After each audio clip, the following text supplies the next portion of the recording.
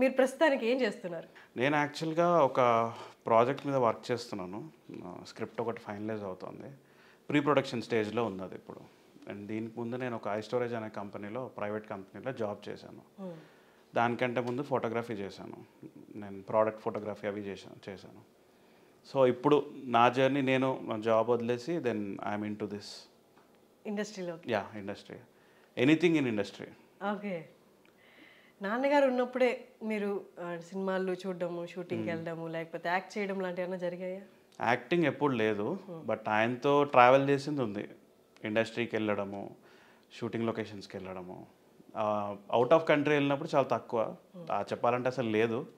But in country, in state, హైదరాబాద్లో అయితే చాలా వెళ్ళాను. షూటింగ్కి వెళ్తున్నప్పుడు నాన్నగారితో అదొక ప్రత్యేకమైన అనుభవం. ఎవరికైనా చిన్నపిల్లలుగా ఉన్నప్పుడు వాతావరణం అనేది చాలా ఆహ్లాదంగా ఉంటుంది అనమాట. అందరూ హడావిడిగా ఉండడం, ఒక ఆర్ట్. మనము అంటే వీకెండ్ లేకపోతే సరదాగా సినిమాలకు వెళ్ళేది, అది అసలు ఎలా జరుగుతాయి షూటింగ్ అనేది చూడడం అనేది, అందులో నాన్న లాంటి లెజెండరీ యాక్టర్తో షూటింగ్కి వెళ్ళడం అనేది ఒక గొప్ప అనుభవం అయ్యింది. అవును. ఎలా ఉండేది నాన్నగారితో షూటింగ్కి వెళ్ళినప్పుడు? అక్కడ వాతావరణం కానీ, మీరు ఏమైనా క్వశ్చన్స్ అడిగేవాళ్ళ నాన్నగారిని? చాలా అడిగేవాడిని. అంటే బేసిక్గా ఆ అట్మాస్ఫియర్ అంతా చాలా లైవ్లీగా ఉంటుంది. వాళ్ళందరూ కలిసినప్పుడు కూడా మేమందరం యాక్టర్స్, మేము ఓన్లీ మూవీ కోసమే పనిచేస్తున్నామని లేకుండా అక్కడ ఉన్న వాళ్ళందరినీ ఎంటర్టైన్ చేస్తూ, జస్ట్ లైక్ నార్మల్గా ఒక ఫ్యామిలీలో ఉంటాం, ఎట్లా గ్యాదర్ అవుతాం, అట్లా ఉండేది అట్మాస్ఫియర్. నాకు ఎప్పుడు కూడా నేను షూటింగ్కి వెళ్తున్నా మా ఫాదర్తో అని అనిపించేది కాదు. ఏదో సమ్ ప్లేస్కి ఒక ఫ్యామిలీని మీట్ అవ్వడానికి వెళ్తున్నట్టు అనిపించేది. నాన్నగారు ఒక గొప్ప హాస్య నటుడిగా చాలా మందికి తెలుసు. అలాగే ఆయన పెద్ద గొప్ప రైటర్ కూడా, ప్రొడ్యూసరు, డైరెక్టరు.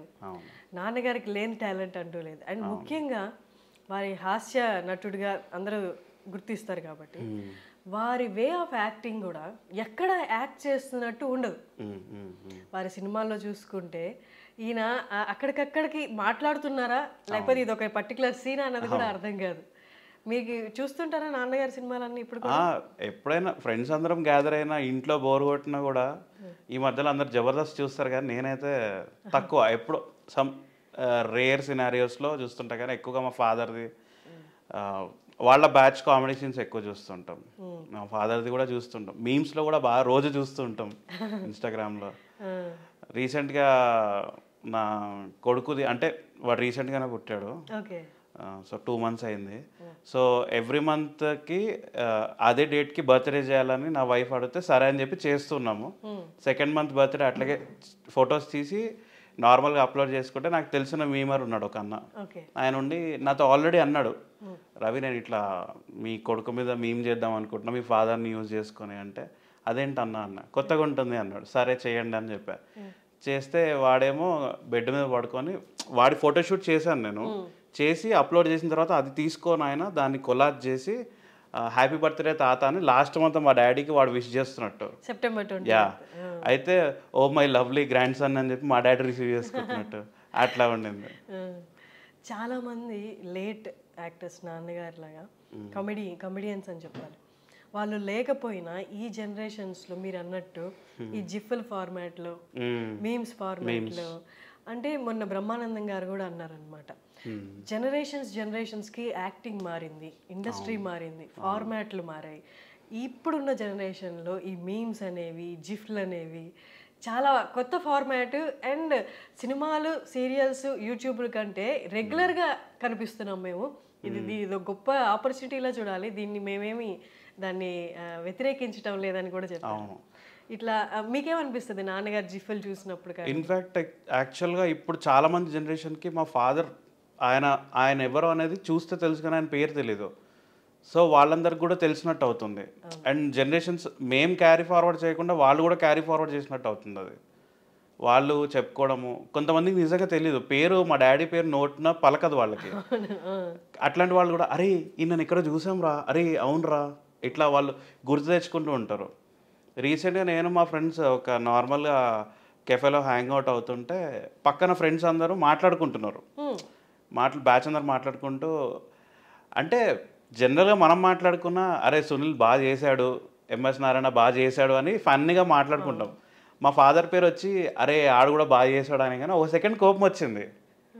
వాడు వాడు అంటున్నారు ఏంటి అని. కానీ తర్వాత నేను రియాలిటీలోకి వచ్చి మనం కూడా ఒకప్పుడు అట్లనే అనుకున్నాం కదా, జనరల్గా పబ్లిక్ అట్లా రిసీవ్ చేసుకుంటారు అని చెప్పి ప్రౌడ్ అనిపిస్తుంది. బయటికి చెప్పను నేను, ఎందుకంటే నేను ఎవరని చెప్పుకునే అలవాటు లేదు చిన్నప్పటి నుంచి, ఎక్కడ కూడా చెప్పను.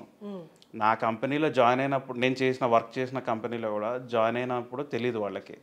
బయటకు వచ్చిన తర్వాత మా ఎండి మెసేజ్ పెట్టింది, we are so glad to hear that your son of legendary actor Dharmavarapu Subrahmanyam garu అని చెప్పి మెసేజ్ పెట్టగా నేను షాక్, ఎట్లా తెలిసిందా అని. ఇంటి పేరుని చూసి అడుగుతారా? ధర్మవరపు అని చూసిన వెంటనే మీరు ధర్మవరపు గారి బంధువులా, లేకపోతే మీరు చెప్పరు కాబట్టి చెప్పను, బంధువులనో లేకపోతే మీకు ఎలా రిలేటివ్ అని అడుగుతారా? అంటే ఎవరైనా చెప్తేనేమో ఫస్ట్ నమ్మరు, చూసిన వెంటనే మిమ్మల్ని ఎక్కడ చూసినట్టుంది అంటారు. అందులో 2 టైప్స్ ఉంటారు, పరిచయం పెంచుకోవడానికి అడిగే వాళ్ళు ఉంటారు, నిజంగానే ఎక్కడ చూసినట్టుంది అనిపించి అడిగే వాళ్ళు ఉంటారు. అది ఏ కేటగిరీ అనుకోవాలని నాకు అర్థం కాదు ఫస్ట్ 5 minutes. తర్వాత ఓకే సరే వీళ్ళు నిజంగానే గుర్తుపట్టారు అనిపించి దెన్ అప్పుడు చెప్తాను నేను. నాన్నగారు 600 పైగా సినిమాల్లో యాక్ట్ చేశారు. నాన్నగారు ఇన్ని సినిమాలు చేస్తున్నప్పుడు 600 పైన సినిమాలు అంటే నార్మల్ విషయం కాదు. చాలా మంది యాక్టర్స్కి ఆ నెంబర్ రీచ్ అయ్యే లోపే చాలా కష్టం, చాలా కష్టపడాలి నిజంగా. అన్ని 600 సినిమాలు చేసిన ఒక లెజెండరీ యాక్టర్ నా ఫాదర్ అని అంటే మీరు బయటకు ఎలాగో చెప్పుకొని అంటున్నారు. అవును, పర్సనల్గా మీకు ఎలా అనిపిస్తుంటారు? ప్రౌడ్ ఫీలింగ్ అండి. అంటే జనరల్గా 90% ఆఫ్ ది ఆడియన్స్కి లేని అదృష్టం నాకుంది. I feel proud. నాన్నగారు ఉన్నప్పుడు మీరు చెప్పారా నాకు ఇలా ఇండస్ట్రీలోకి రావాలని ఉందని?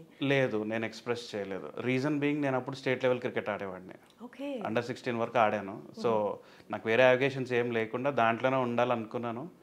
బట్ అన్ఫార్చునేట్లీ అది కూడా వదులుకున్నాను నేను. అంటే ఆయన చనిపోయిన తర్వాత నాకు బయటికి రావడానికే ఆ ట్రామా నుంచి 2 years పట్టింది. So I lost my career అనమాట దాంట్లో.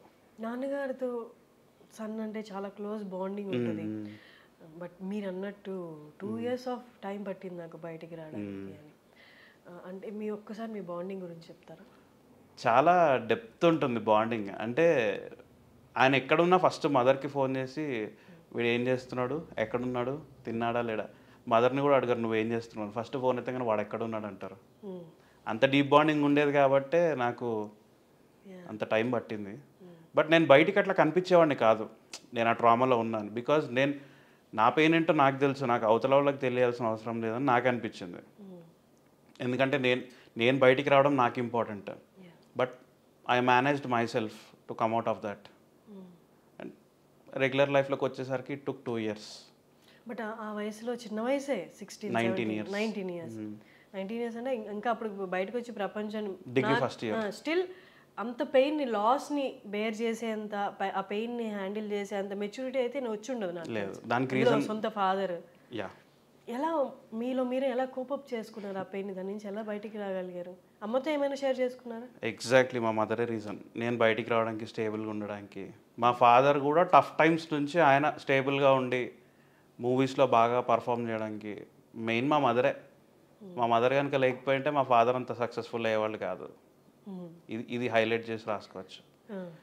ఈవెన్ దో మా ఫాదర్ ఎంత స్కిల్డ్, ఎంత టాలెంటెడ్, ఎంత హ్యూజ్ పర్సనాలిటీ అయినా మా మదర్ కనుక సపోర్ట్ చేయకపోయింటే మా ఫాదర్ ఆ స్టేజ్కి వెళ్ళేవాళ్ళు కాదు. ఇదైతే ఎవరు ఒప్పుకున్నా ఒప్పుకోకపోయినా దిస్ ఇస్ ఫ్యాక్ట్.